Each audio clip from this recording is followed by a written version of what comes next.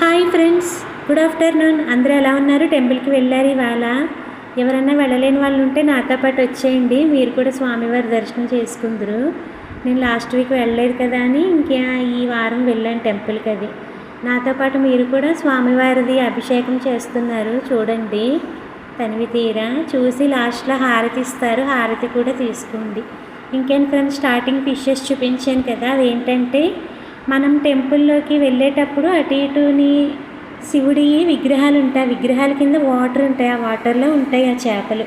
ఆ చేపల్ని ఎప్పుడు చూసినా నేను చాలా హ్యాపీగా ఫీల్ అవుతాను. ఎందుకంటే ఎక్కడో సముద్రంలోనో కాలువల్లోనో నదుల్లోనో ఉండవలసినవి చక్కగా టెంపుల్లో ఉన్నాయి కదండి. వాటిని అనుకుంటాను, ఇవి ఎంత అదృష్టవంతులు కదా, ఎక్కడో ఉండవలసినవి ఇక్కడ ఉన్నాయి అని. అంతే కదండి, అవి కూడా అదృష్టం చేసుకుంటేనే కదా ఇలా స్వామివారి దగ్గరలో ఉంటాయి.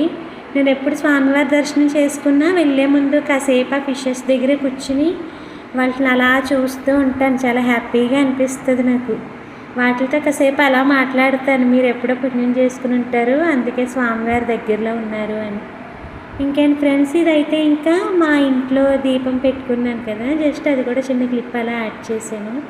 లాస్ట్లో స్వామివారిది కంప్లీట్గా చూపిస్తాను మీకు, చూడండి. ఇంకోండి, అంతే ఫ్రెండ్స్, బాయ్.